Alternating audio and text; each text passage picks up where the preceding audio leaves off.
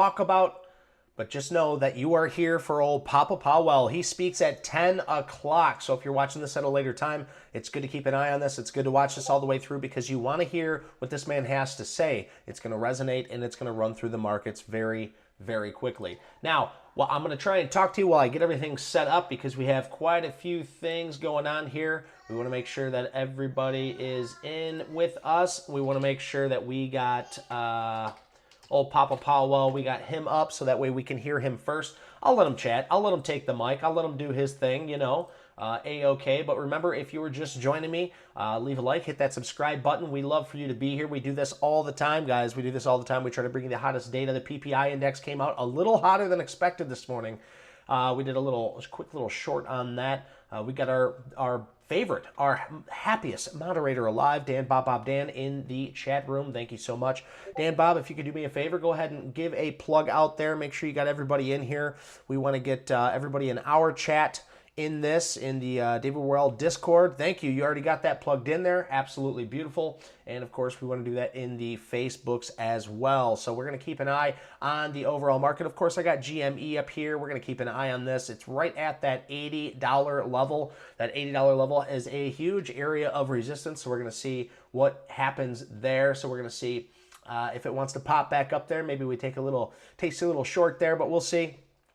Maybe it breaks through. Maybe it rip tater chips to the north side. But either way, old Papa Powell, when he talks at 10 o'clock, it's going to be very interesting. We're going to have that up for you so we can watch it live all together. We want to make sure we know exactly what's going on with old Papa Powell. We want to make sure we listen to his words. Is he going to come out? Is he going to be hawkish? Is he going to be dovish? Hawkish meaning, is he going to talk down and say, you know, he usually sticks to the overall narrative, and that is he is going to stick to the rate, to the holding the rates as long as he can until we bring that sticky inflation down to 2%. Right now we're sitting at 3.5%, and with the PPI index coming out a little hotter than expected, than the forecast had expected, that might have a little change on his tone. So we'll see exactly what old Papa Powell wants to say there. So we're going to keep an eye on that, obviously. So that is at 10 o'clock.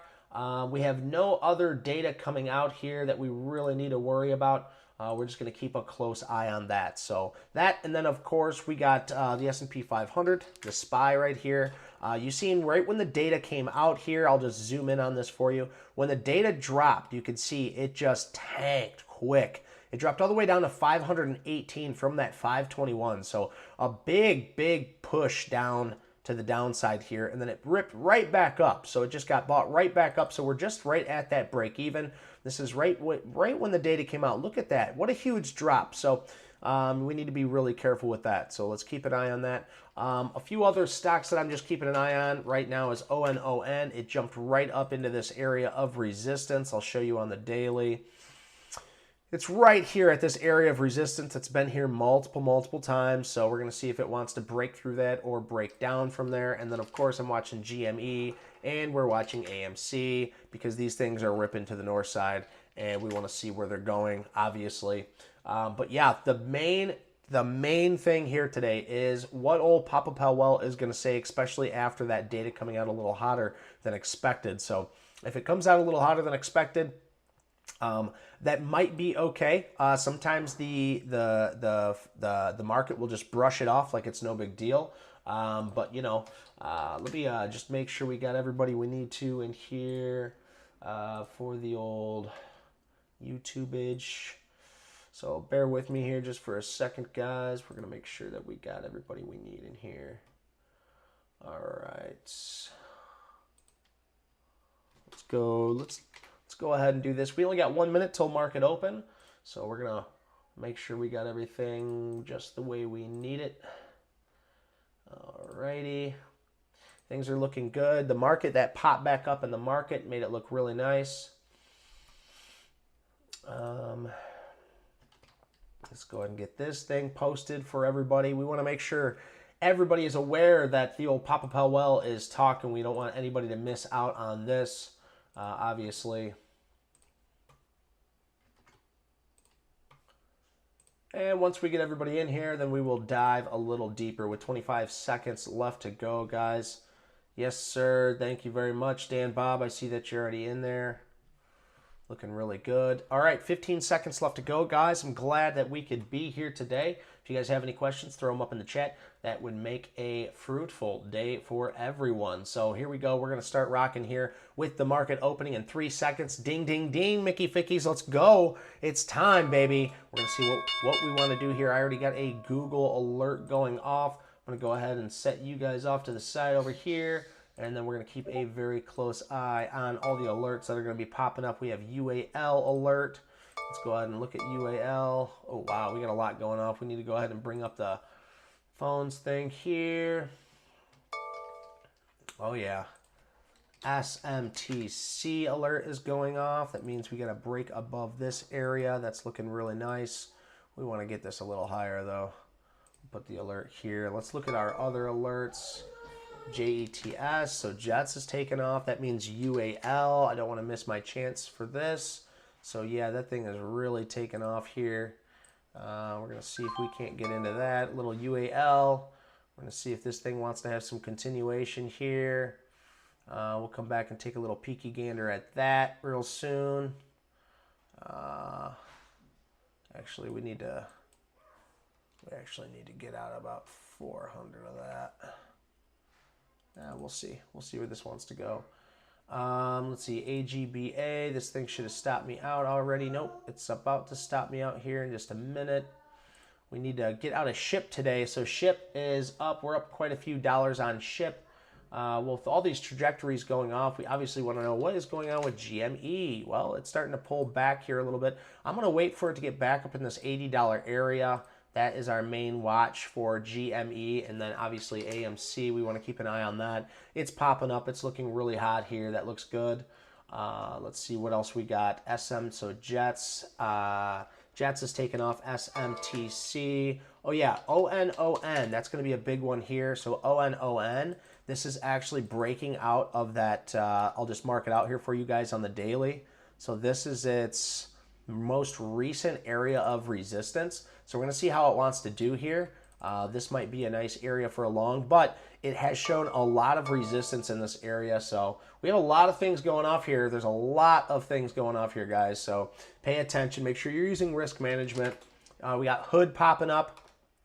Okay, so Hood is breaking out of this area. That's looking really nice on some nice volume too. That's actually quite a bit of volume. That's nice to see. Old Papa Powell's coming out in about 30 minutes though here, guys. 30 minutes. So Hood's looking good.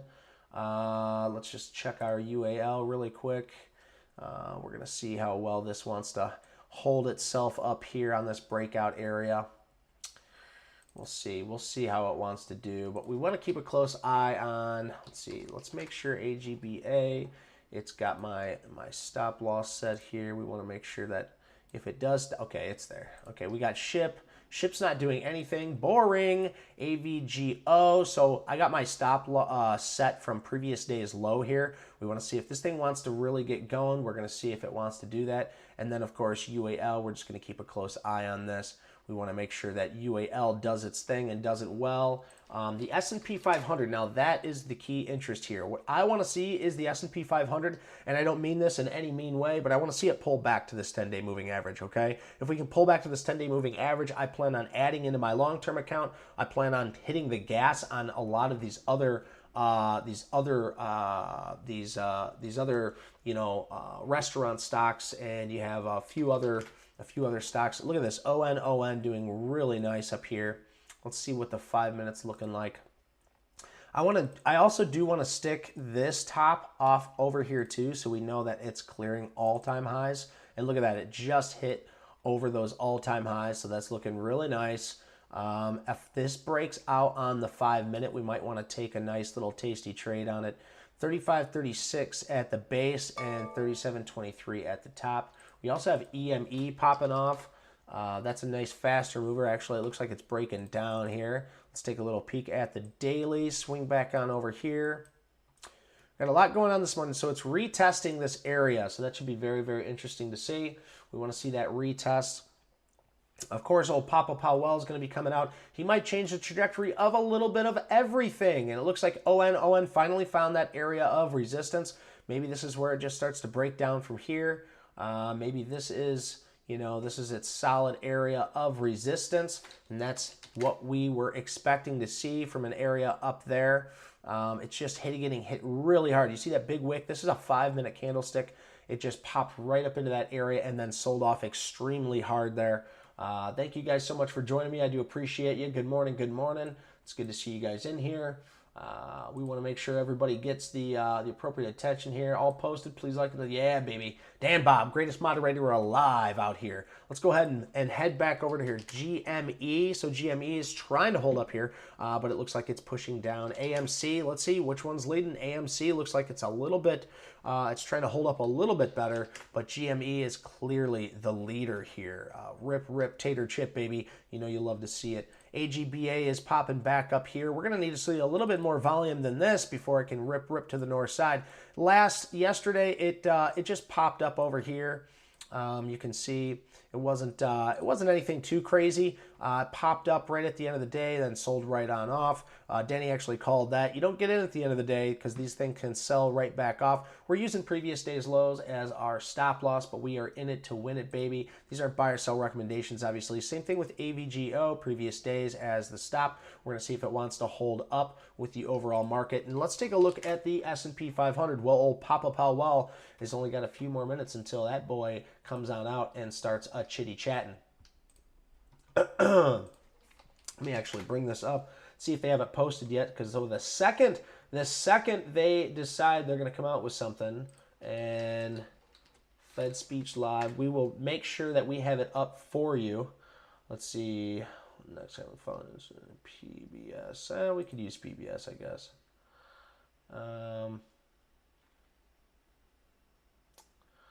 Oh, this is from 12 days ago. We're going to get the, let's do Fed, there we go. That's from 12 days. Yeah, they're still holding that. It hasn't came out just yet. We'll wait. S&P 500 still holding up, though. That's awesome to see for the overall market. But, of course, like I've told you guys before, I'd like to see this thing just come on down here a little bit. Was that my only chance on that big sell-off on the PPI index in order to get into this thing? That is absolutely crazy to think if that was my only chance. Let's go back and take a look at ON. We want to see this thing continue to head to the sell side. If this is the resistance, obviously, let me know what you're watching. Tell me in the chat, and we can keep an eye on it as well. HOOD was ripping. Let's go take a look. And it's still trying to hold up in that area. It does look like this is an area of resistance, though, around that $18.40, so a little higher, and it'll be running into that. Let's take a look at SMTC. I feel like I got too much on the watch list, guys. I need to kind of cut back. We got BAC. This is a big one. I hope I don't miss this one. AVGO we have stopped out of for a very small loss. That's fine by me. BAC had a nice little pop up there. It's sitting right on its all-time, like this huge area. This is a huge area of resistance. And if we break through this, I think it can act as support. So if it wants to get through this on volume, that's going to show a lot. It's going to actually show quite a bit. So it'd be nice to see. Let's go ahead and take a little peek at our UAL trade. So UAL has this base break, and what I want to see is this thing break up higher and get past all of this. Because if you look back here on the daily, you can see 1, 2, 3, 4, 5 different times now this area has shown as an area of resistance. Now this thing has had 2 areas of trends. We shorted it at this top because of that resistance, and then it started to fail. And now it's pushing back up through a little bit of volume this morning, but it needs a little bit more. So CR, we got an alert on, we talked about this one last night. CRDL, guys. So CRDL looks like it's trying to push up through here. Is that enough volume for me to take it? That's a great question right there. Let's just do our quick math. 25 cents, 16 cents. We're just going to bring this up. We'll do it in front of you. We're doing 25 minus 16. That's 9 cents. So you can do 9 times 100. Obviously, is going to be 900. If we don't, and that's going to be 0.9 cents, or 0.09, actually 0.09 times 100, and you should get a $9. So for every 100 shares that we're going to take, it's going to be $9 of if we're using this low, that would be our stop. So I'm finding the risk management here. So $9 would be our low if we decided to take something like this. So let's just say if I wanted to take 1,000 shares, you could do 0.9 cents because that is the thing here, and then you multiply that by 1,000, and that's going to equal $90. So you could take 1,000 shares of this, risking $90 at those lows. The question is this something I want to take? Is there enough volume here to take that? And it looks like I'm getting a little distracted here. Let's go ahead and put another alert here, and we'll come back and take a little peeky gander and see if anything pops up. We also have MTC that's coming in, and then we're going to bring old Papa Powell speech up. Yeah, MTC is still ripping to the north side. Still ripping to the north side. Love to see that. The S&P 500 still trying to push. UL looks like it's just sitting in the same spot here. It doesn't know what it wants to do just yet. So we'll see. We've got to give it a little bit more time here. See what it wants to do in this area. Take a little peeky gander. Yeah, not really too fond. I was hoping it would continue higher, and with the old Papa Powell coming out, we don't know exactly what's going to happen, but this would be a beautiful trajectory to the north side. I just love that it pulled back. It had an undercut and rally, bounced off the 21-day moving average, and got really tight on this 10-day moving average. So we'll see what it wants to do here. I think I'll just set my stop at the low of day just to be extra safe here. Actually, we had 500, so we'll just go ahead and do that just to keep a closer eye on it. And then what else we got going off here? PSTG. Let's take a look at PSTG. It's definitely one we want to keep an eye on. Look at this. Breaking out of this area right here. Now, that's what I like to see. And is there a lot of volume? I don't see a ton of volume on this thing. Let's do one in the 1 minute and see if it looks greater than average. Looks like it is popping up, and look at that. Nice little push through. It almost looks like I've missed my area of entry as this thing takes off on volume. PSTG, you know you'll love to see it, guys. That is beautiful. Beautiful move for PSTG here. This is, I feel like I'd be chasing it now at this point. So PSTG is taking off. This is one that we talked about yesterday as well. This is the area of a trend, and now this, oh, actually the base break is just right here at 55.22. So I guess I could take this at let's see, 22.40. That's 40 cents there. So 40 cents, and now it's pulling back. That's going to be beautiful if I can get in. So we'll do 40 cents. We can multiply that by we'll just do that. So it's $40 for every 100. I could take a small bid on this, and we'll try and get in right at that base breakout. And I'll just show you guys where this base breakout is. It's right here. So that way, if I can get in, it's not too far from its base breakout. The only thing is it's 3.2%. So if I get in this area, risking that low, it's still in its average daily range. So if it wants to get me into PSTG, I'll be happy to hold on to that. SHIP looks like it's popping back up there. It's good because I got to sell SHIP today. It's unfortunate, but I do have to sell SHIP today because the earnings are coming out tomorrow. So we're up about $144. Nothing big on that. But, you know, I obviously would like to see SHIP rip, tater chip to the north side before I have to sell it today. It's unfortunate because this was a beautiful base breakout here, guys. A beautiful base breakout, but I don't play earnings. Earnings is a huge gamble. Speaking of which, if we look at PSTG, which is taking off without me, it looks like, does it have earnings? Yeah, so the earnings are going to be coming out on the 29th. So I'll only be able to carry this on if it actually gets me in. I'll only be able to carry this trade for until the end of the week. Let's go back and look at ON, and let's see how that thing's doing. Yeah, it's just starting to fail here. Right at that area of resistance, we drew that second line from the daily, from back in the Dizay, and you can see that it's pulling back. So good morning, Nilish. Good to see you, brother. We're going to keep an eye on that the Fed speech, and we're going to make sure that we have it up for you guys right away, right when this thing pops up. Let me just make sure. Yeah, there we go.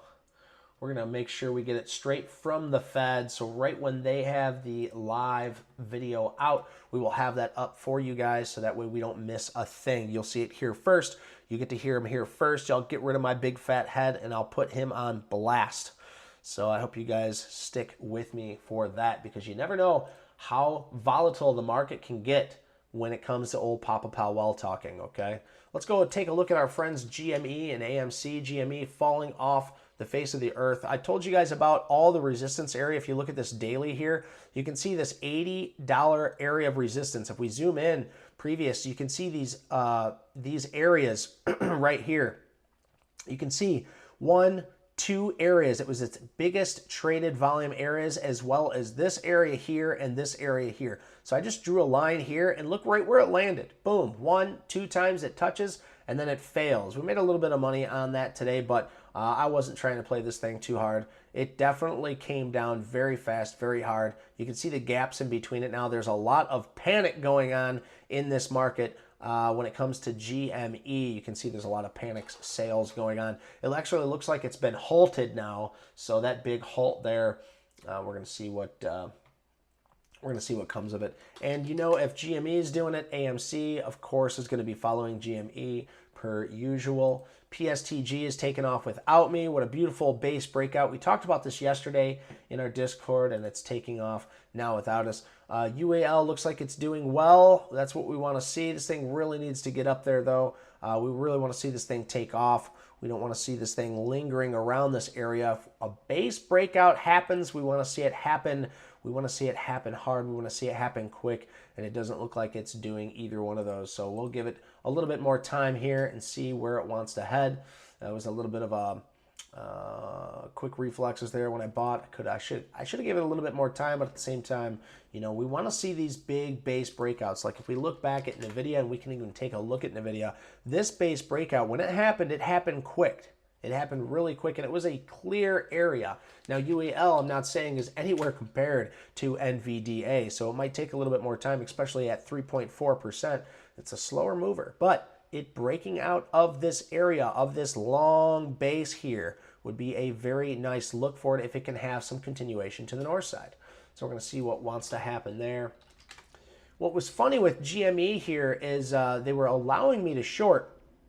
They allowed me to short in the pre-market, and then when I set my short limit up here at $80, it said that I wasn't allowed to short GME anymore. So I thought that was pretty interesting. I thought that was really interesting. It's not going to allow. It's going to allow me to short, and then all of a sudden it's going to say, "Hey, we're not going to allow you to short anymore." I thought that was pretty interesting. So we're going to see what happens with GME. You know, I'm rooting for GME, but I'm also going to try and make some money off of it too. So we'll see what happens here. It's starting to fall right back down again, guys, so we're going to keep an eye on it. AGBA looks like it's starting to pop back up there. It just does not have much volume. We had a nice little pop first thing this morning, but it's looking like a dying stock. PSTG looks like it's going to come back down here. It did not get me in, though. That's the funny thing. Look at this. It came right back down, right back down. It's retesting that breakout area, and look, it didn't even get me in. You know, I'm just trying to, I'm only asking for a $40 risk on this thing. So it doesn't look like it wants to get me in. You know, I'm not going to let it sit here and linger. If it was going to get me in, I would want it to get me in right then and there, and it's not. So I'm just kind of sitting here with my shares. You know, I feel like I'm naked here, sitting here watching this.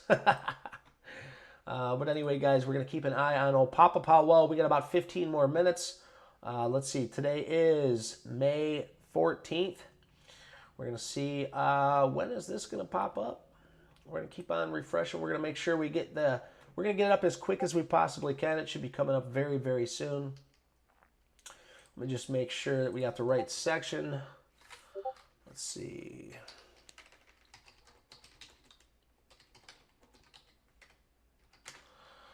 Yeah, Fed video live, blah, blah, blah. Here we go. Press, that's on the first. Yeah, we don't need that. Yeah, we're waiting. We're waiting. We're going to see. Yep, I'm here. All right, we're doing good. We're going to see. Let's see what Adam's got to say here. Well, look at ALLY. Oh, yeah, ALLY. Let's take a look at ALLY. Yeah, we missed ALLY. Why did my alert not go off on that? Very interesting here. So ALLY, oh, it did go off. I just didn't look it up. Look at that huge trend break here. Very good call on that, Adam. We had a huge trend break here. It broke out. Oh, wow. What a beautiful move. Beautiful move. But now it is too hard, too high, and too fast for us to want to get into that. So I'm going to go ahead and retract these $100, the 100. Let me let Adam know we're streaming live. Oh, Papa Powell, come on now. Come on out here, Papa. We want to see that pretty gray hair. That's why I got my hair growing out like this, guys. I want to look like old Papa Powell, distinguished gentleman, if you will. I want to look like him, you know. I want to be pretty and handsome, just like old Papa Powell. No, only kidding. No, the gentleman does look very distinguished. Let's see if he comes out with some ruffled feathers. Maybe his hair will be unkept today and his tie a little loose and his papers bent, and see if he's going to look like hawkish, you know. That's what I like to see. You know, when he first comes out, he's trying to give and portray the same feelings he's trying to give off, right? And that's why they call it hawkish or dovish. And I always find it really funny to see that when people, when they oh, RNA, let me go take a look. When people talk about old Papa Powell, yeah, RNA does look like it got a nice little pop there. It's out of those murky waters. It had a nice little pop there, pulled right back in. I'm not seeing a ton of volume on this thing. It might work out. I mean, it might work out. It looked like it got up to all-time highs and it started, it started pulling right back into there. ON, still looking like it wants to pull right back down. Adam actually took RNA, Dan Bob. So Adam's in it. We're going to see what happens here with that. Yeah, ON. That would have been a beautiful short right there. I was just so focused on shorting GME at the top here. And I might still get that chance. I still might get that chance if we pop right back up here. Maybe a lot of those apes come right back in, push it right back up to that area. And then we see a big pullback in that volume there. We'll see. Keep on shipping those ships. Let's head to the north side before I got to sell you. Definitely don't want to have to sell you, but you know that's exactly what happens when you got earnings and you don't want to gamble. I mean, I know some of us are gamblers out there. I do not like to take a gamble on earnings. Definitely do not. I do not like to gamble on earnings. It can make or break your account, and I definitely don't want it doing that to mine. I don't want it to break my account. I mean, with the few shares that I'm holding, I'm really not holding a lot of shares, guys. I've got 300 shares of this. We're up $30 on the day, or 153 on the overall trade. So I was really hoping this thing would have some continuation before earnings and continue higher. But you know, it is what it is. You know, I'm not too angry about it. Definitely not something that I really care too much about. It is what it is. It's just part of it. You know, it's just part of trading. Sometimes you get in and you get that nice continuations. Other times, you know, you got to sit back, relax, let the trade work, and that's what we did with SHIP. We sat back, let the trade work, and it just didn't do much at all. Just traded sideways, forming a new base, and then just chilling out before earnings. So we'll end up getting the rest of our money out. I might just actually start moving my stop loss up on this. So I'll just go ahead and bring it just under the anchor or the VWAP here. So if it comes down below that VWAP there, then we're gonna go ahead and let it stop us out. So let's see if old Papa Powell's out yet. Come on, let's see, baby. We got a new one. Streamed 5 months ago. That's not what we're looking for. 7 years ago, not what we're looking for. Yep, not out just yet, guys. We just got a few more minutes. He's supposed to be speaking at 10 o'clock, from my best understanding. Let's go ahead and take a look at the charts here. We'll go ahead and take a look at the economic calendar. Let's see here. Yeah, Fed Chair Worrell speaks in 6 minutes here, so they better start bringing this up. I'm gonna keep a close eye on it. Looks like SHIP keeps on moving higher. It looks like some volumes coming in. Maybe we get a nice push right before open. That'd be a beautiful sign, or a beautiful nice little push, so I can exit out of that before the earnings actually happen. So. Adam's a little grumpy about missing that ALY. Hey, man, it happens. It does. It looks beautiful. I know you're working hard out there, but you'll be back to trading just the way you want it to be trading very, very soon. CRDL, let's see how that's doing. Just trading right at this area. We know that this is the all-time anchored VWAP sitting right here in this area. We have another alert set, so if it wants to push higher, we need to see that volume, though. That's the biggest issue. We need to see that volume come in on that area. We also have EME, who had that pullback and that retest, just retesting this breakout area. So that's one that we've been keeping a very close eye on. ONON still failing in this area. BPMC. But you know what I'm focused on is when old Papa Powell is going to be coming out. There we go. I'm all out of SHIP. So that's a nice little winner there. SHIP just came right back down hard and broke through that area. So I'm happy to be out of this. We took about a $150 win on SHIP. This was a trade that I took way back here when it broke out on 5.7, and now we're completely out. So a $150 win. I'm happy to take it because earnings is coming out tomorrow. So we are over and done with SHIP as UAL is starting to try and get back through those highs. We're going to see what it wants to do up here, and looking absolutely scrumdiddlyumptious. Maybe it can push up higher and show us that it is going to be a leader like some of its sister trades. Now, old Papa Powell should be coming out here in about 5 minutes, and we're trying to find where they are streaming it live. Right now, it should be under the Federal Reserve, and we're not seeing it pop up just yet. So bear with me here. We'll give it a few more minutes, and we'll see. Maybe old Papa Powell's sick. Maybe he's got a bellyache. Maybe that's why he's a little camera shy right now. He's a little camera shy. He doesn't want to come out and say hi to anybody. So we'll see what happens with that. But while we're here, let's take a look at GME. GME is starting to pop back up there. We want to see this thing really get back up here, guys. Really get back up here. And if it can, I want to be alerted. We're going to go ahead and put an alert right there around that $75 area. And come on, old Papa Powell. Come on out here. I'm ready to give you the mic. I'm ready to take a little listen and see what you got to say, brother. And we're going to have a lot better quality on the sound this time. So I know the past few times we've had an issue. What up, B. Stewie? Good morning, brother. SoFi is flying as well. We'll go ahead and take a look at that. I know we've had some issues of having a hard time hearing the old Papa Powell talk. This time it's different, baby. This time I have some, ooh, look at that. Yeah, SoFi is actually right in that area of resistance, that trend line right there, that down trend line. That might actually be something I might be interested in right here. So it's got this daily downtrend. It's below a 200-day moving average. I don't know what the news is on this. It's coming up on volume as well. So maybe we need to keep a closer eye on SoFi as well. Let's go ahead and keep an eye on old Papa Powell. When is he popping up? Come on. This speech is at 10 o'clock. You got 3 minutes, guys. Let's get this thing going. We're going to just make sure they're not streaming it somewhere else. Yeah, speech by Governor Cook on growth and change the community development, blah, blah, blah. Fed board calendar. Let's see. Let's see here. Today is the 14th. We got TOST popping up as well. Let's see. Watch live. Commence speech. 9:20. Commence speech.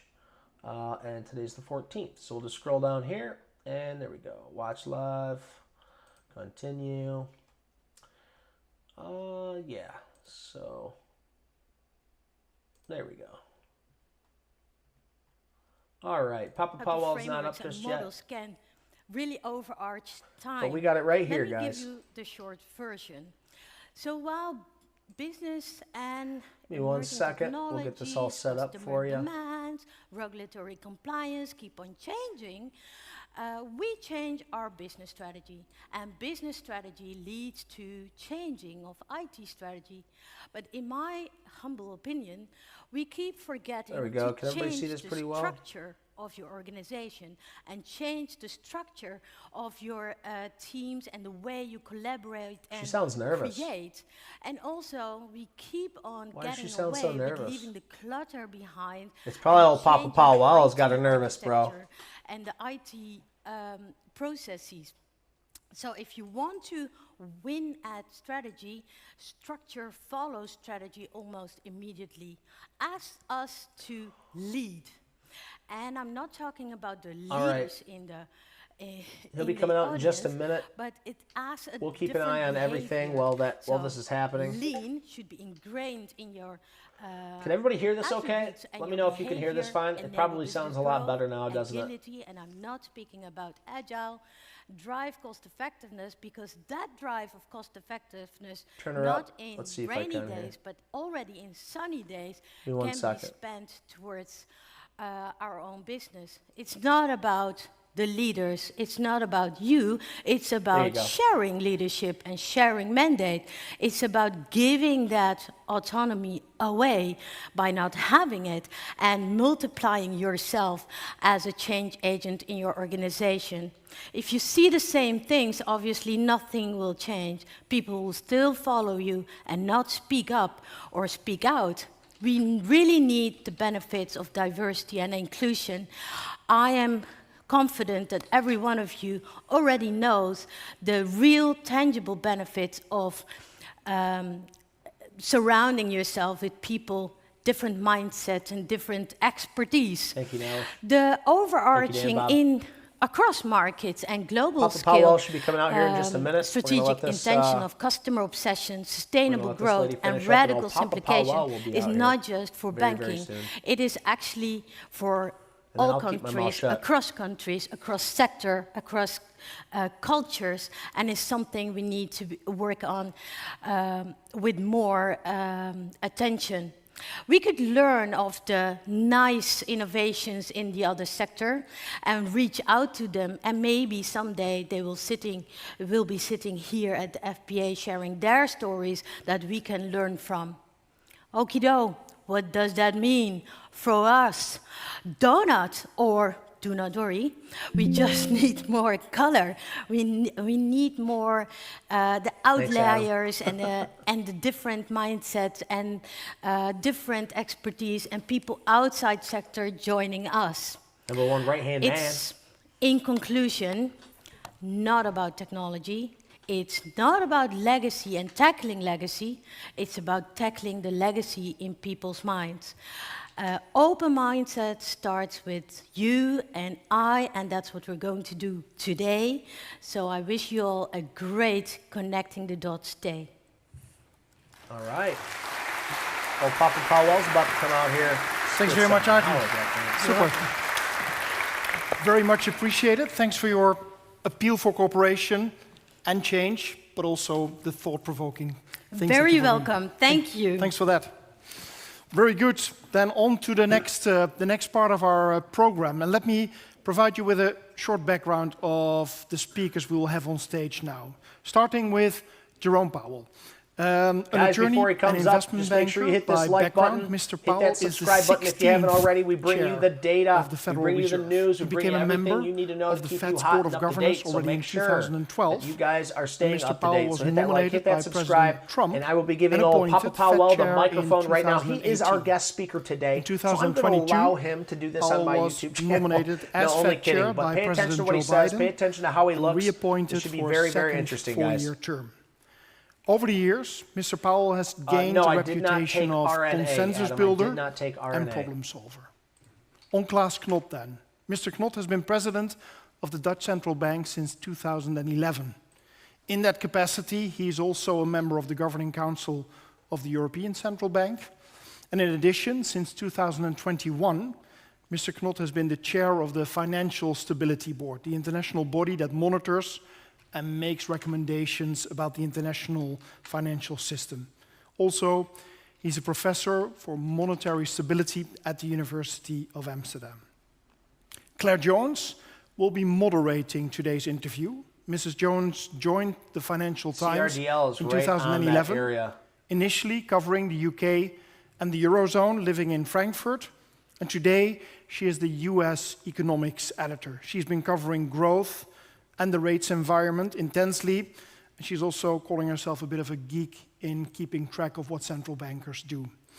I'm super happy. Please welcome on stage Claire, Mr. Powell and Klaas Knot. Hey Claire, I'm leaving it to you. Thanks very much. All right. Here's the interview, guys. Pay attention. Yeah. I'm going to mute myself. You guys enjoy it. No. Okay. Hello there. It's a pleasure to be here today in this wonderful venue. My name's Claire Jones. I'm the acting US economics editor of the Financial Times, and I'm here today with President Knot and Chair Jay Powell. Chair Powell, I'd like to begin with you. Could you give us a brief summary of the US economy and where Fed policy is right now? Thank you, Claire. I'd be delighted to. Let me say it's great to be here. Thank you for being here. And Klaas, thank you for this great visit I've had here to Amsterdam. It's a pleasure and an honor to be here. So the US economy has been performing very well lately. We had growth last year of just over 3%, quite a strong year. And it's driven by a number of things. I would point to a very strong labor market where you've got rising employment, you've got rising wages, so disposable income, consumers are spending.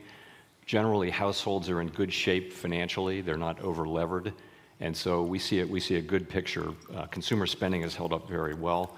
As well, business investment has been strong. Businesses are seeing opportunities to invest, and that has helped.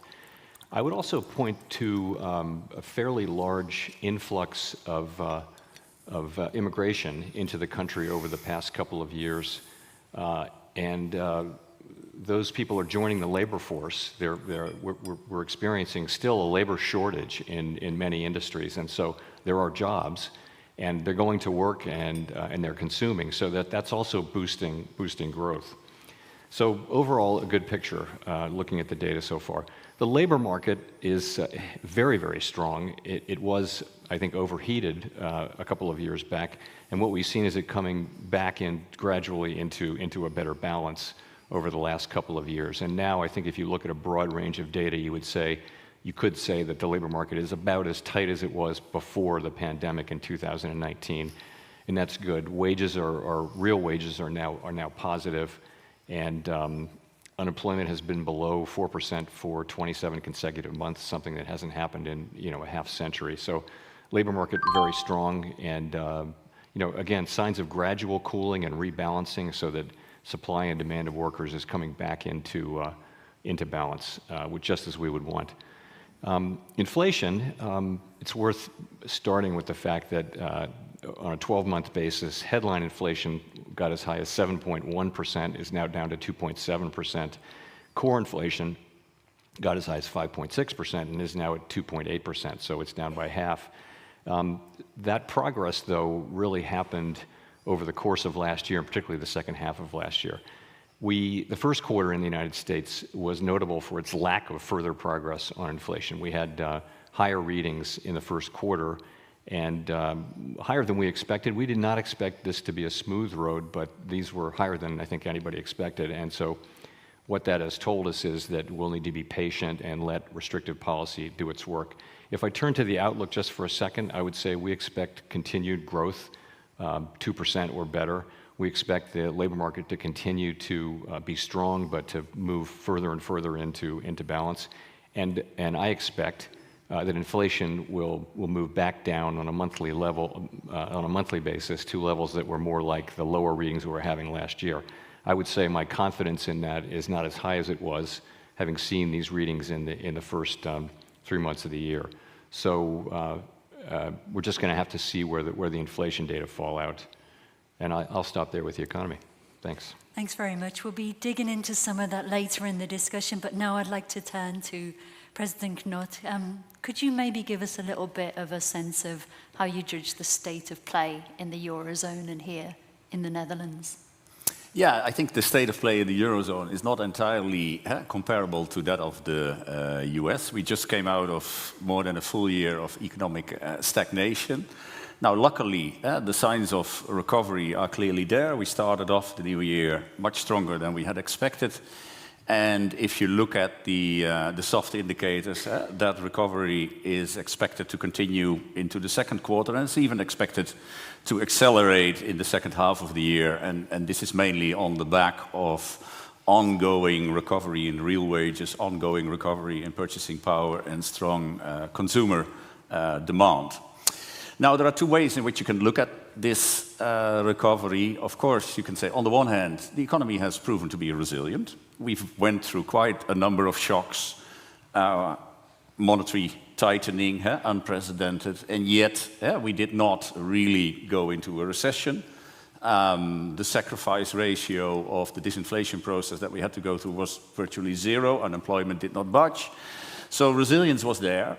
But on the other hand, the growth was clearly not as abundant as it was in the US. And that is clearly remarkable. Now, I think there is a multiplicity of factors behind this growth differential, but if you allow me to single out the two most important factors in my view. First of all, fiscal policy. And this was not only about the size of the fiscal stimulus, it was also about the design of the fiscal stimulus during the pandemic. In the US, there was a choice for temporary layoffs, income support, and then rehiring when the economy reopened again. Well, that means that a lot of labor reallocation took place, and we know that such reallocation is very productivity enhancing. But in Europe, we chose a different approach. We chose an approach that was focused on job security. The governments essentially took over the wage bills of the firms. And as a consequence, we froze the supply side of our economy for a couple of years. Then during this period of stagnation, there was a lot of labor hoarding, which means that we have gone through a number of years where there has been hardly any labor or, for that matter, capital reallocation. So we have not enjoyed these efficiency benefits of reallocation as much as the US. And secondly, the economic impact, the negative economic impact of Russia's unjustifiable invasion into Ukraine were, of course, also much stronger on this side of the Atlantic than in the US. We are a fossil fuel importing area, so it meant that this was a very strong negative terms of trade shock, and this terms of trade shock of which we are recovering still also today. Now, on inflation, I think the picture is that I'm increasingly confident that inflation will decline towards our 2% target during the remainder of the year. This is mainly on the back of goods and food price inflation that is coming down. Services inflation has been resilient for a while, but we're now also seeing the first signs of improvement there. And that has everything to do with a slow but gradual moderation of wage growth, which is quite essential, I think, also going forward in making an assessment of inflation risks. But all these developments clearly point toward further disinflation. Also here, an intriguing question is, of course, is there more similarity or are there more dissimilarities with the development in the US? From the onset of the inflation shock, it was clear that the balance of root causes between, let's say, positive demand shocks and negative supply shocks was different in Europe from the US. The US had a much stronger demand component. I think we had a much stronger supply component.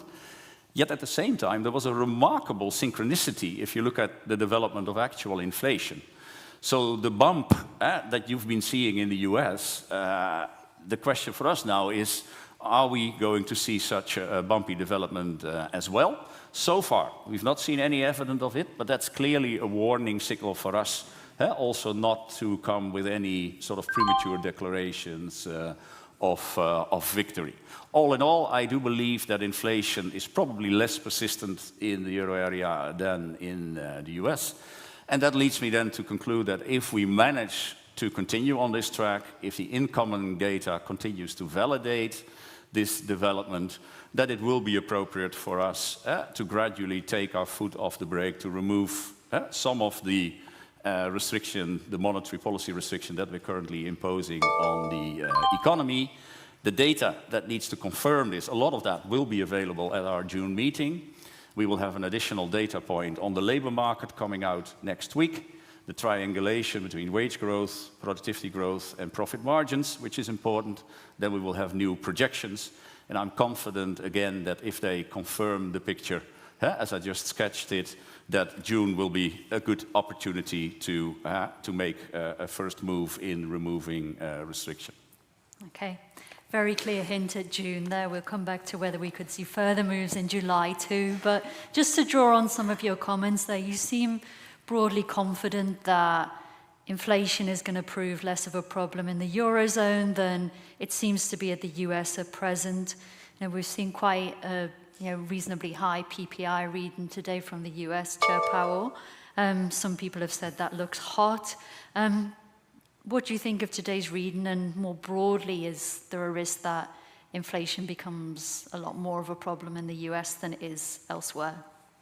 So we had a producer price index reading just a couple of hours ago, and I would say it's actually quite mixed. The headline numbers were higher, but they were backward revisions, and we're of course disassembling it, taking it apart, and looking at it. And I think markets and analysts are looking at it as I wouldn't call it hot. I would call it sort of mixed. But in terms of the overall picture for inflation, I think you have to go back to last year, where we had historically fast disinflation. Inflation came down by two full percentage points last year.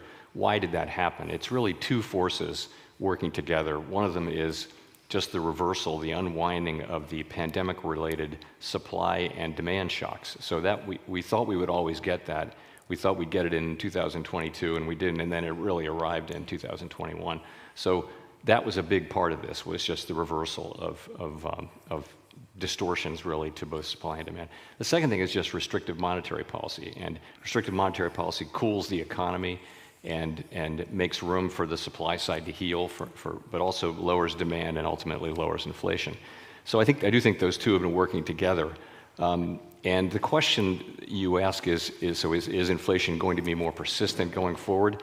I think, and that would essentially mean that we've gotten the supply side gains that we're going to get, and now it's down to lower demand, which would take longer and potentially be more painful. I don't think we know that yet. I think we need more than a quarter's worth of data to really make a judgment on that. We know that there are still, businesses still report that there are shortages and labor shortages and things like that, which are now being addressed. In addition, even when the shortage is alleviated, there should be lags before that shows up in economic activity and inflation. So there may be some more there. I don't want to give up on it yet at this point. I also think that having restrictive policy, we have the highest interest rates in some time. I think that it may be that takes longer than expected to do its work and bring inflation down. I am confident that we will do that, but that we will get inflation down to 2%, and ultimately we will do what we need to do with our policy rate. And just to bring in a question that one of our members of the audience asked here, I mean, you referred to it briefly then.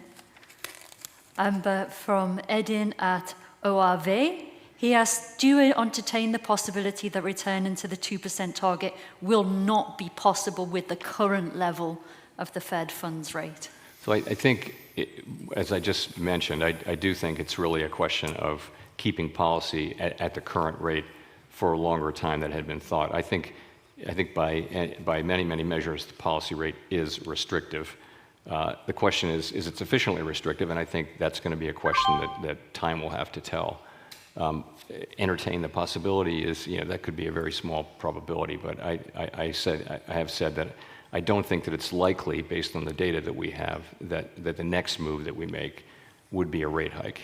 I think it's more likely that we'll be at a place where we hold the policy rate where it is. And is there any particular component of inflation that concerns you? A lot of people in the US have been focusing on housing and that segment, but is there that, or is it something else that? So we think of it in three buckets, the first of which is just goods inflation, and goods inflation was negative for 25 years, mildly negative because, of course, globalization and many goods were manufactured elsewhere and shipped at lower costs. So that, I think, is performing broadly as expected over time. We had very high goods inflation at the beginning of the pandemic because of the supply chain issues. That came down a lot, and I think we expect that. Housing inflation has been a bit of a puzzle because current rents have been low. Current rent increases have been low for some time, but they're not showing up. That's not showing up in rollover leases and in owner's equivalent rent. So, and I think what we've learned is that the lags between a decline in market rents and it showing up in the measured inflation for housing services is long. Their lags are longer than we thought. But as long as market rents don't go, as long as they're going up at very modest levels, it will show up. It's just a question of when. I think our estimate of the lags is there. And so you've got to look at that. That may affect your confidence, but we have to wait for it to happen. In terms of the biggest part of it is services inflation, non-housing services, and that's more than half of the index. And it's less interest sensitive. It's very sensitive to wages and that kind of thing. We had made some progress there, particularly if you look at the market-based aspects of it. But that's the one that I think may take the longest. At the same time, it doesn't need to go to 2%. It wasn't at 2% before the pandemic. You need the three of those to come out in some way that they're at 2%. And I'm confident that we will get there. Excellent. And just to go back into this theme of divergence, I mean, to summarize your answer, it seems that, you think the geopolitical aspect of Europe being closer to Russia, and also the aspect of not only the scale, but the design of the fiscal response, are the primary drivers of this divergence that we've seen between the US and Europe. Chair Powell, what would your thoughts be on this? Are there other factors that you think are worthy of consideration when trying to understand why the US and Europe seem quite different economic beasts at the moment? So I agree with all of the factors Klaas laid out. I would add we're probably also benefiting from a sort of strictly accounting GDP standard from new workers coming in to a large extent. I think the issue really is, and this is an issue that that the European economic policymakers are very, very focused on right now, is over the longer run, Europe's productivity growth has been about half. That is hours worked, and that's largely a function of population, hours worked, and then output per hour. That's going to be your economic activity and growth. And so productivity is really the thing that can enable living standards to rise over time. And there are a lot of theories on why that might be. I think from an American perspective, I would tend to point to the more flexible labor market, and also a more fully built out set of capital markets, which is parts of which are very focused on funding early stage innovative companies. So it's not just a bank-centric system. We've got a very highly evolved financial system. That may be another factor. Yeah. So plenty of other reasons there that are worth mentioning, I think. Turning back to you, President Knot, you gave a pretty clear signal, I think, that we're going to see a move in June. But a lot of the questions that people have put to us today have, stressed this point of usually there's been this sense that the ECB has been following the Fed, and it's raised a bit of a question mark as to what degree can the policies of, the two major global central banks, with apologies to the Bank of England, how much divergence can we really see? So to what extent do you feel constrained by what the US central bank does, and would you perhaps be reluctant to cut in July should the Fed want to stand pat and leave rates as they are for the foreseeable future? Look, I think if you talk about monetary policy of big central banks like the Fed and the ECB, that monetary policy always takes place in a global context. I mean, our markets are interwoven to a large extent, etc. At the same time, we both have clear domestic mandates that look on an economy which may be 10, 50% open, but it means at least 85% closed economy. So much of our inflation is actually being triggered still by domestic factors. So what we simply need to do is construct our own inflation outlook for the euro area. And yes, Fed policy is, of course, one factor that has an impact. And if you think about international spillovers, the first things that comes to mind is through the exchange rate. if the Fed were to run a tighter ship than we were going forward, then probably that would lead to some dollar strength and euro depreciation, which of course leads to additional imported inflation. But at the same time, you will also have a spillover effect through global financial conditions. Bond yields internationally are also moving in tandem. If Guys, you I look got at the the poll up. last There's a few poll weeks up. I and want you to months, vote on bond it. yields in the euro Let's see area what we have got gone up here. And don't significantly forget, hit without that like and that being subscribe a button. We true bring you euro hot area data, baby. reason We do for live doing trades. that. We was do it just all a here spillover for you. from the US. We do it And all that for free. We effect also is, have a of course, Discord. You're more than welcome to join so it. if you look at the two Absolutely effects, free. We it's go not over so everything clear that which you of the see two here will today. dominate. We already And it's went over therefore last also night. not We'll so be going clear over whether again the tonight. developments in We're the going US a will little really something. have So a meaningful thank you guys impact for being with on me. the Hit that like, hit inflation that subscribe outlook button, and we'll in the get back euro to the area. meeting. I don't think it will change the direction of travel in the euro area that much. So you'd be willing to cut in July too? Well, we've been saying all along that we follow a data-dependent and a meeting-by-meeting approach. And I keep repeating here, it is essential what is happening in the labor market in particular, because services inflation is still the main remaining driver of inflation in the euro area. So we will simply have to follow the data as it comes in, both on underlying inflation trends, the labor market, etc. And that's why there is no commitment beyond June. We will just follow a meeting-by-meeting and a data-driven approach.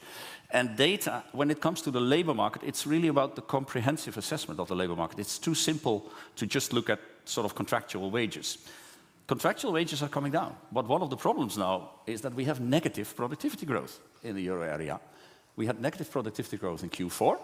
In Q1, again, it seems as if growth in employment exceeds growth in GDP, which means that probably next week we will get another negative productivity growth number. And that means that unit labor costs are actually still going up. And then the question whether profit margins are capable of continuing to absorb these unit labor costs, that's something that we really have to assess over time STTK when we decide at that breakout area that we on talked future about steps. yesterday. So nothing, no commitment whatsoever, open mind for anything beyond June. Not buy or sell recommendations here. Make sure you use And just to risk turn back management. to the issue of US inflation for a moment, you know, even though there's this sense that we did see a remarkable drop of inflation last year because it was, you know, just so aggressive the year before that, that there is this sense that, you know, there's still a public perception that prices are very high. How difficult is it to really feel as though you can keep credibility at times when trust in public institutions is under siege? And that's from Jeroen Broekman, who's from Leaders in Finance. So I think for central banks, credibility is kind of everything, and we only earn that one way, and that's by, you know, achieving our mandate for the benefit of the public over time. And also, I would add, a part of that is sticking to our knitting. Don't take on politically fraught issues that are really not our mandate. Do your job and explain as best you can what's happening in the economy. Of course, the economy has, the post-pandemic economy has surprised everyone. I wouldn't single out any single central bank or group of forecasters. It's just been many things that were not supposed to be able to happen have happened. Nonetheless, we've made real progress on inflation. We're far lower than we were. I would say the risk that at the beginning we were very concerned that the very high inflation we saw might be quite difficult to bring down without a kind of very significant decline in employment and weakening economic activity. That didn't happen. That's just a great result.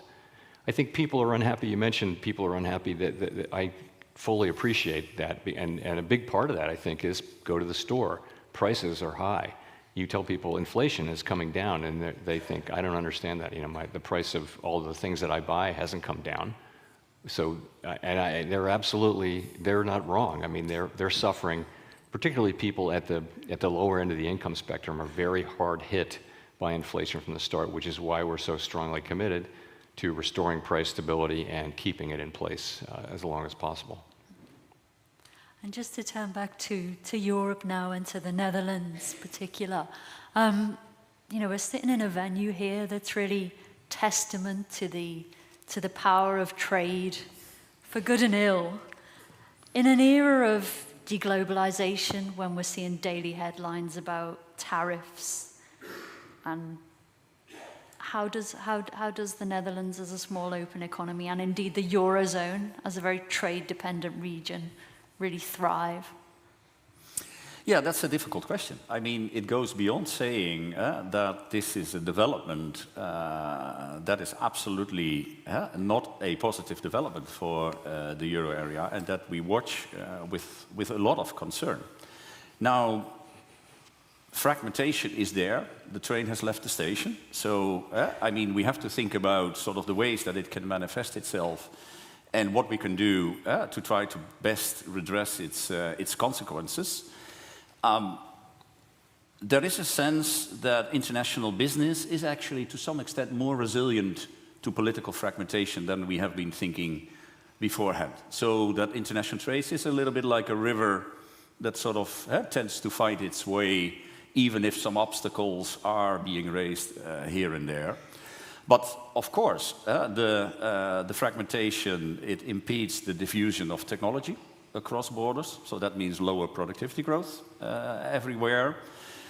I would also not underestimate the limitations that it puts on our capacity jointly and internationally to solve global problems. In a fragmented world, suppose we had a global financial crisis again, like in 2008, 2009. It would be much, much more difficult to get the G20 around the table and to agree on a concerted remedial plan as we did in 2008, 2009, think about climate change, etc. What can we do about it? Well, I think in Europe there is still a lot of untapped potential to at least strengthen our internal cohesion. We're not tapping the full potential of the single market. In many, many places, the single market only exists in a name. We don't have capital markets union. I think we are really doing ourselves a disfavor. We don't have a banking union yet. And so we are missing out on opportunities to strengthen international trade, or sorry, inter-European, I should say, trade and integration, economic as well as financial. Would you have anything to add on this topic? I know it's something that's featured in the Fed minutes about the links perhaps between trade barriers and inflation and so on. Do you see it as a risk? So this is a very, very hot political issue, not just in the United States, but everywhere in the world. And not trade policy, of course, not the job of the Fed. So, I mean, we, as I mentioned a few moments ago, I think we need to resist the temptation to just have opinions on all different kinds of economic policies, as fun as that might be. You know, the elected government has to deal with these things, and they have to deal with the public on them. And they've given us really important assignments, and I think we need to honor the decision not to give us that. And I appreciate this is also an awkward topic, but it is deficits in the sense that the national debt is forecast to rise by the Congressional Budget Office quite substantially over the next 10 years. Does that make your life trickier as Fed chair rather too? I don't think it's not that it makes my life more difficult or the Fed's work more difficult, but I think it's you know, utterly non-controversial to say that U.S. fiscal policy is on an unsustainable path. Not that our fiscal position itself is unsustainable, but the path is unsustainable, meaning that we have full employment and we're running big structural deficits, and we're going to have to deal with this sooner or later, and sooner is a lot more attractive than later. I do hear from elected people on both sides of Capitol Hill and in both political parties that they do understand this. Mm-hmm. And I think you mentioned the Congressional Budget Office. I think everyone should be reading the things that they're publishing about the U.S. budget deficit and the path, and should be very concerned that this is something that elected people need to get their arms around sooner rather than later. And you've noticed a lot, you've noted a lot that these supply side benefits that you thought might come in 2021 or 2022 did actually arrive in 2023. Now, what sort of benefits from the supply side do you think we could see in 2024 and beyond? So I think we probably have realized most of the reversal of the pandemic supply side effects, but not all of it. But I think we could get more sort of the final parts of the supply chains really getting sorted out. As I mentioned, the surveys of businesses, they still say their shortages. They still say that they have a hard time hiring people, for that matter. So I do think we're still getting,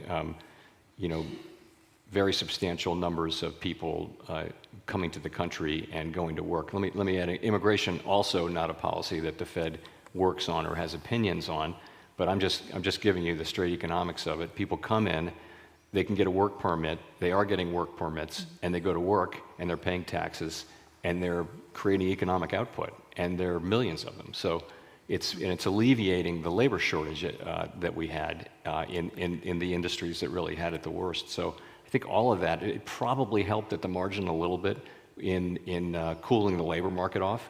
It's both supply and demand, but we think at the beginning, in the longer run, it should be neutral on inflation, but in the short run, it might have been positive. So I think that's a factor too. And just to kind of turn to these like broader demographic trends, there's been a lot of talk in recent years about how they will impact inflation, whether they have some sort of impact on R star, the kind of, the Goldilocks level of interest rates in the longer term, one might say. I mean, how do you think about these kind of longer term demographic trends and other factors and how they're going to influence where you see this kind of magical Goldilocks neutral rate of interest? So the R star, for those of you who aren't central bankers who read every word of every story Claire writes about us, R star is really a longer run concept. R star is a neutral interest rate that would neither push up on economic activity nor bring it down at some hypothetical future time when we're at full employment, we're at 2% inflation, and there are no shocks hitting the economy. So think 5-6 years down the road, there's this sort of nirvana out there. Its relevance for current policy making is kind of limited, and I think you need to say that. Really what we're doing in an FOMC meeting is we're looking at the broad effect of the things that we're doing on the economy, and we're asking ourselves, is policy tight enough? Is it too tight? We're looking at what's happening in the economy. We're thinking about lags, and it's not a debate over the level of R star, because that's a longer run concept. Now, and the argument is made that R star will go up, and this is a debate that economists have been having for some years now. But the idea is, between deglobalization and the need to fund the energy transition, and perhaps the need to spend more on military, and the aging of the population, bigger deficits, higher, all of that could push up what is a neutral rate. And I think those are interesting debates to have. But ultimately, we're not sitting around wondering what the longer run neutral rate is when we do policy. When we make policy, we're thinking today, is our policy delivering what the economy needs to move it toward the mandates that Congress has given us: stable prices, maximum employment. So would you divorce it? I mean, I think why this has come into focus, if you like, is because now that cuts are being considered in some parts of the world. At least there's this sense in which people are thinking, how low will rates go? Would you see that as part of the kind of R star debate, or would you want to divorce the two factors of this current cycle and where R star will end up being? I think the R star debate runs in the background, but again, it's a longer run concept. You could, if you wanted to think about a shorter run R star, that would be more relevant. But that's not the way we think about it. We think about the effect of the things we're doing on financial conditions more broadly and on the economy. And how is it affecting the economy, and why? And and all of those things lead us to believe at this time that policy is restrictive, and that it looks like it will take longer for us to become confident that inflation is coming down to 2% over time. And how is this debate occurring around the table in Frankfurt at the ECB about longer run interest rates, or even, where are we going to end up? What's the rock bottom for this cycle? Yeah, I mean, that's of course a difficult question to ask, because there are so many moving parts here. But what I would say is that if you look at the likelihood or the likely nature of the shocks that will hit us in the future, we came out of a period in which we had globalization, which was a slowly moving positive supply shock, ever more goods for ever lower prices coming from the Powell rest of the dropping the mic on which that. meant that for almost 10 years we continuously had to approach our inflation target from below. We had a low inflation problem. Going forward, with fragmentation, with aging of our societies. In my view, it's more likely that the shocks hitting our economy will actually be of the nature of negative supply shocks, not positive supply shocks. And if you think that through, that means that probably we will have to approach our inflation target more often from above than from below. And that probably suggests that we are not, that at least I don't regard it very likely, that we will move back to the time in which we had a continuous sort of our fairly persistent low inflation equilibrium with very, very low interest rates. We probably have to, on average, run a slightly tighter ship because of the nature of these shocks that are currently relevant to our economy. And just to come back to something that I think has been kind of in the background here for quite a lot of the discussion about high interest rates taking possibly a while longer to have the desired impact on some pockets of the economy. You know, how do you see that? Is this a legacy of this very low interest rate era? And how do you really address that when it comes to monetary policy? That, you know, is there just going to be this lag from now on that didn't exist, say, relative to pre-2008? So I think if you look at the bigger picture, we've seen the labor market's a good place to see this. You've seen demand for workers cooling off pretty substantially. The ratio of vacancies to unemployed people, for example, has gone from more than 2 to 1 to now 1.3 to 1, and it was 1.2 before. So that's a decline in demand. That's demand related. You also see wages coming down. You see quits coming down. So I think that tells you that policy is probably restrictive. I think it's also fair to say, though, that the U.S. economy is different this time for a couple reasons. One is that people financed themselves into very low rate mortgages, and now they won't move because they would be moving into a higher rate mortgage if they did, and they would be throwing a lot of value away. The same is true of businesses, many of which, as indeed you would expect, have termed out their debt. And so they're not feeling the effects of interest rates. So it may be that policy is hitting the economy not quite as strongly as it would have if those two things were not the case. Notwithstanding that, I think the overall picture still is policy is working, it's weighing on spending, it's weighing on interest-sensitive spending, and it's certainly weighing on the labor market. It's a question of restrictive policy.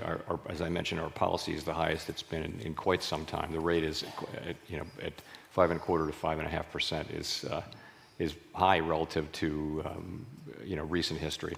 So we think that it's probably a matter of just staying at that stance for longer, and that's how we're thinking about it. And I mean, you note about housing and about the standard model in the U.S. being I think I'm right, the 30-year mortgage is kind of the standard mortgage product. I think here in the Netherlands, flexible rates are quite more fixed rates. Yes, absolutely. So fixed rates are quite common too, but I imagine with shorter 10, 15, duration. An average mortgage, I think, has an average maturity of like 16 years. Of course, that's a little bit endogenous because of the low interest rate period we had for so long that, of course, mortgage holders tended to extend the maturity. So now, lately, it's been coming in a little bit. But still, we have a lot of fixed rate borrowing in the Netherlands, and that has, of course, also mitigated the impact of the monetary tightening, which has been stronger in those areas where there is more variable rate borrowing. But in general, I would say 85% of all financial intermediation in the euro area runs through the banks. So when you look at monetary transmission in the euro area, you have to look at credit. And credit growth has more or less come to a halt. As a consequence, we increased policy rates by 4.5% within 14 months. Credit growth came to a halt. That was a feature of the policy, not a bug. And credit has been flat for quite a while. And now we're also beginning to see the first signs of life again. Now that there is an anticipation that our next interest rate move will be a reduction of rates. You also see the first signs of recovery in credit. So in that sense, I think this is more or less how you would expect monetary transmission to take place in the euro area. And how much of an issue has that been for you in the US, where we do have this where capital markets play a far greater role, and where, for reasons that were never quite clear to myself, the turn of the year, the markets were predicting, 6 interest rate cuts by the Fed, and pricing credit off the back of that, and there being quite a big, quite substantial growth in lending and refinancing over the first couple of months of the year. How much more difficult does that really make your task that the banks aren't as big a vehicle? For what it's worth, it's a minority of intervention, but banks are still important, and particularly for small and medium-sized businesses that don't have capital market access. And credit has been tighter for some time now, particularly in the wake of the turmoil we saw earlier last year. But still, credit growth has been modest, and that's another sign of tight financial policy. So that's part of the picture. I think the fact that we have capital markets are so important for many consumer loans of various kinds wind up in the capital markets or securitized and are not held by banks. It's just it's a very healthy credit machine for people, but they're feeling these higher. Those are short-term interest rates. I think that the ones that are longer-term interest rates are the ones where they're not feeling it, and that's really mortgages, and that's companies that have turned out their debt. I think other forms of consumer debt are short-term, and the surveys show that people think it's not a good time to buy durable goods like cars and washing machines, and the reason is it's a floating rate loan at a very high level. Yeah, absolutely.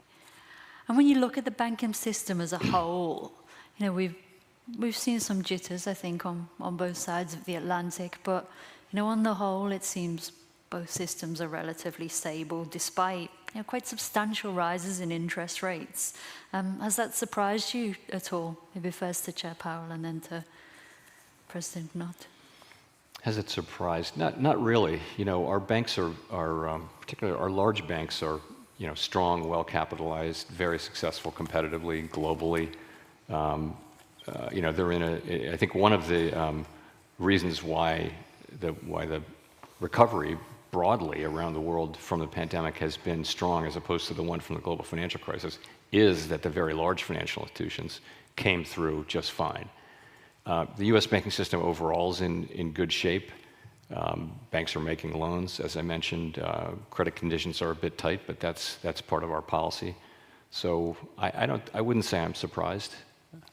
I think we obviously had a period of turmoil early last year, and we acted pretty quickly to stem the turmoil and also to go to work as a supervisor and make sure that banks had good plans on liquidity, had capital, understood the portfolio losses that they have for longer run securities, and are in a position to understand and manage those.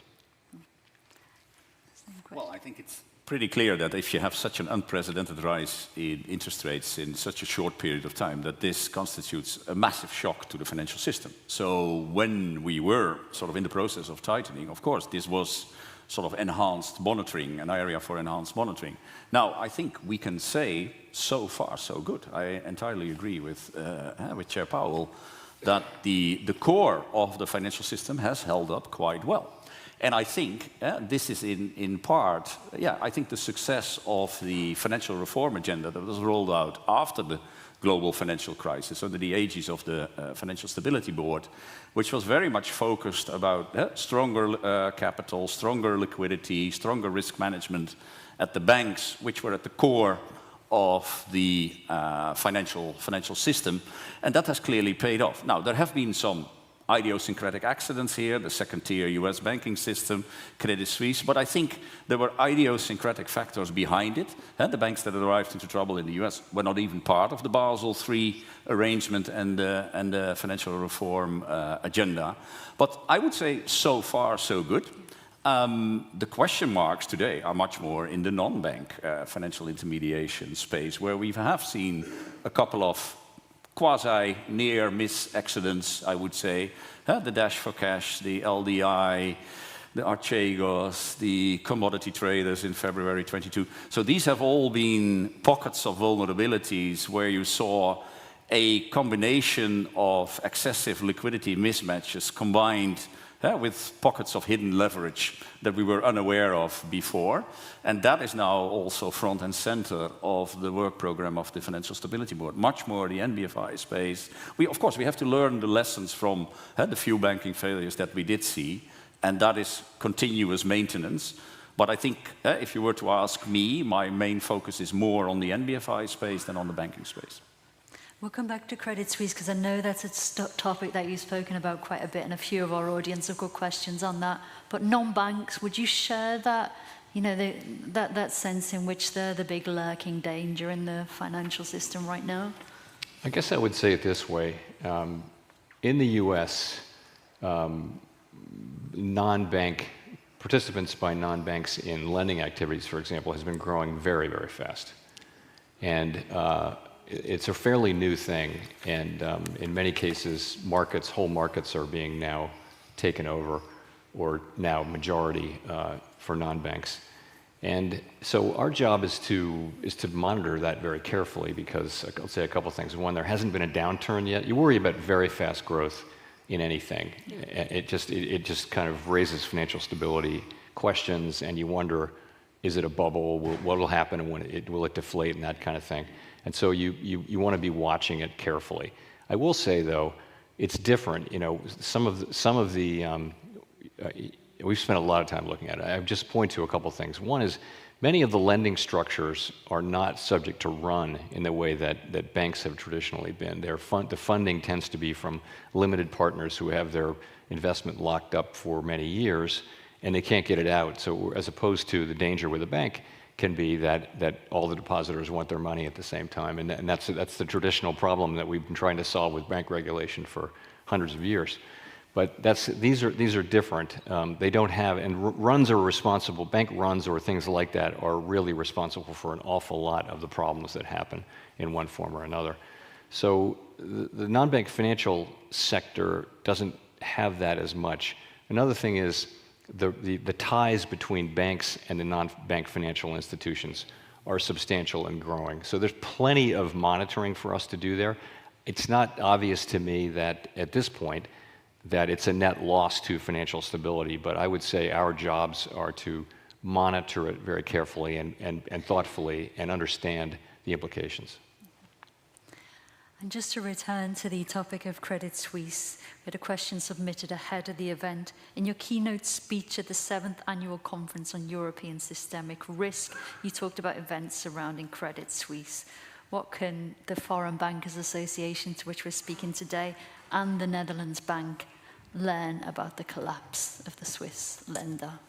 Well, I guess the main thing one can learn about the collapse of Credit Suisse is the huge importance of governance, governance within financial institutions, because it is pretty clear that the events that led to the failure of Credit Suisse were not sort of a classic lack of capital or, let's say, too much credit risk relative to the capital. It was management failures, there was outright fraud, there were misinvestments, there was misbehavior, even at the top of the institution.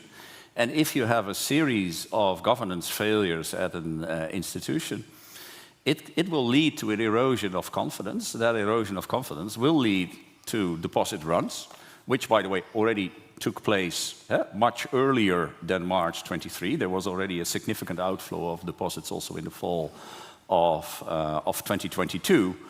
And so we have to remind ourselves, it is not only about capital and liquidity. Governance of financial institutions is of utmost importance.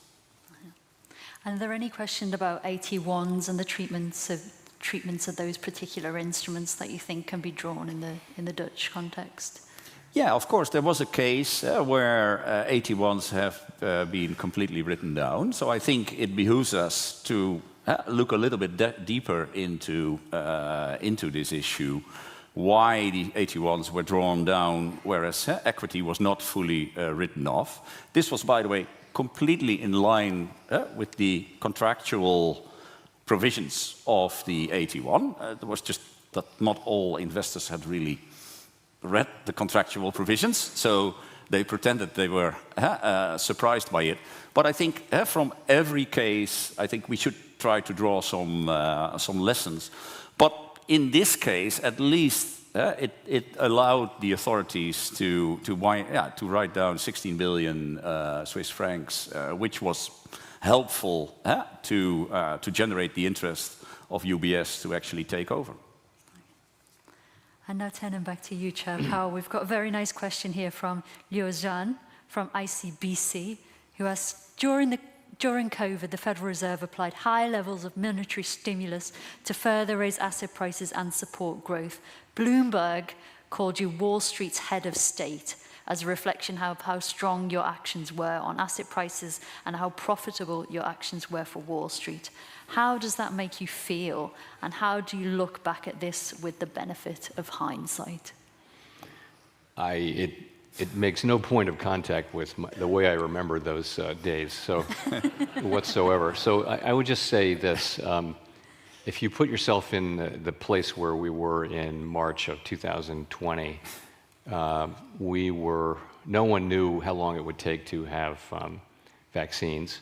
No one knew whether millions of people were going to die fairly quickly, or how long the economy would remain closed, or was it even going to be possible to reopen the economy if it had to be closed for a year? What was that going to look like? So I think it was so uncertain that I came to the view, and my colleagues did too, that we really needed to use our tools in ways that we hadn't before, because I would never have been, if things didn't work out, I didn't want to, if we had to go through a really deep, lengthy downturn, I would not want to have to explain why we didn't do that. So we did, and what happened is we announced these very aggressive, vigorous programs to support markets that we had never had to support before, the municipal market, corporate debt, these were red lines that we said we'd never cross. But the thing is, when we made the announcements, the markets healed themselves. So we made very, very few loans. We had something like 6 trillion in lending capacity. So the announcement effects of the things that we did, it really worked this time. So I think, broadly speaking, that the initial response was very successful and involved ultimately very, very little in the way of actual lending, a lot of announcements. Then the story goes on, and you have the reopening and the inflation, and we're still living through that. I think we'll have to judge that from a greater distance. Anything you'd do differently in retrospect? There's nothing I would do differently in the initial response. I think we did very well, and I think that the world continues to benefit from the strong response that we took, and we really avoided an awful lot of a bad tail risk there that could well have come due. Again, I would say on inflation, when inflation kind of unexpectedly arose in the first quarter of 2021, I think we're going to need to, I've tried to resist reaching, conclusions about that episode until, it looks so different now than it looked a year ago, for example. All the progress we made in 2023, I think we're talking about it in a completely different way now. I think 2-3 years from now we'll be doing the same. So I don't want to try to learn lessons, in the middle of the story. Sure. I think that's very fair. And another question here that's just been submitted from Abir, who asks, is Chairman Powell confident about the degree of independence of the Federal Reserve in relation to the executive branch of government? Do you think you have the powers that you need to defend your independence? Yes, without question, I do. I think when I talk to elected representatives in both political parties, in the House and the Senate, and I think there's very strong support on both sides of the aisle, on both sides of Capitol Hill, for an independent Fed. I think people do understand that we're just there to do our job on a non-political, non-partisan basis. Nobody's perfect. Everyone makes mistakes, but the Fed is doing the absolute best we can with the tools that we have and the understanding of the economy that we have. I think that is very broadly understood and supported on Capitol Hill. So I'm less worried about that than the sort of things that have been in the press lately might suggest. Okay. The same question to you. Do you feel as though the ECB's independence is well enough enshrined? Oh yes, I think. No, Dan, ECB, Bob, I I'm think that's talking one to of the wife. strongest She statutory just got home with some food, independencies of trying to kiss maybe up all to her central so banks she'll in the make me a world. sandwich. Come on now. And I talking to the wall. just let's zoom out just for one moment. I mean, this inflation shock that we had, if you compare it to the previous inflation shock of the same magnitude, which was the 1970s, when we didn't have independent central banks, the main difference why I think now we have a credible prospect of getting the problem under control within, let's say, 3 or 4 years, while in the 1970s it took 10, 12 years, and the disinflation was so much more painful. The sacrifice ratios were so much higher, high unemployment, etc. The big difference is central bank credibility. During this huge inflation wave, inflation expectations continued to be well anchored. They never drifted away from 2%. This is so different to the 1970s. And why were inflation expectations so much better anchored this time around? Of course, that you can have a debate about it. It's about psychology, etc. But I would posit that the higher degree of central bank independence is clearly an integral part of that story. So this is a very tangible way in which we can show to society the benefits of having independent monetary policy making. Would there be anything that you'd like to add to that on the case for central bank independence? I think Klaas said it very well. I mean, and I think in the United States we don't have quite the constitutional, I think, support that you have for it. It's a statutory arrangement. It's an institutional arrangement that has benefited the public. And that's all it is. Congress can change it any time they want. It would take Congress to change it, though. There's nothing the executive can do. Again, I don't think that's likely, but as long as what we're doing is keeping our heads down, working on the things we're supposed to be working on, doing our absolute best, and explaining ourselves as best we can, acknowledging mistakes, and going forward, and that we will have the faith in our independence that we need, and I think we do have that now, and I'm determined that we'll continue to have it. And I think that's a very suitable note to end this discussion on. I'd like to take this opportunity to thank the Foreign Bankers Association for putting on this wonderful event, the organisers. All right, guys, well, that sounds like they wrapped it up. There was quite a few things that were interesting there. Just like the last time, if we look at the S&P 500, just like the last time, the second old Papa Powell brought up that he was a little nervous about the whole inflation thing. I mean, I can revert back to it and listen to it again. But he said that he was a little nervous, not nervous, I shouldn't say nervous, but it was higher than expected, and he planned on holding those rates for longer. The market just took that. I mean, it tanked fast and quick. I'm going to have to go back and re-record that and listen to that. We'll make a YouTube short out of that one, baby, because it's crazy. All he has to say is something where he is not as sure, or does not feel like that is important, or that it's not doing its job. So he's going to hold it longer. The second he says something like that, the thing just tanks. Troy Wiseman, what's going on? Yeah, Troy, this thing, right when we leave here, it's all saved. It's live stream, so you can go back and rewatch all of it if you want to. There was quite a bit of, there's quite a bit that was in there that was a little new to us, because he's speaking to a different political figure, but he's staying the course. He's saying the same thing he has in the last 3 meetings, and that he will bring inflation down to 2%, that he is confident that it will happen, but once in a great while he'll throw he'll throw out the fact that he has an expectancy that it was going to come down sooner, faster, so it's not doing as well as he would want it to. And then you see these huge drops in the market. But the S&P 500 still sustaining sideways action. We want to see these moving averages catch up to this area. And make sure, guys, here, just take a look at my screen really quick.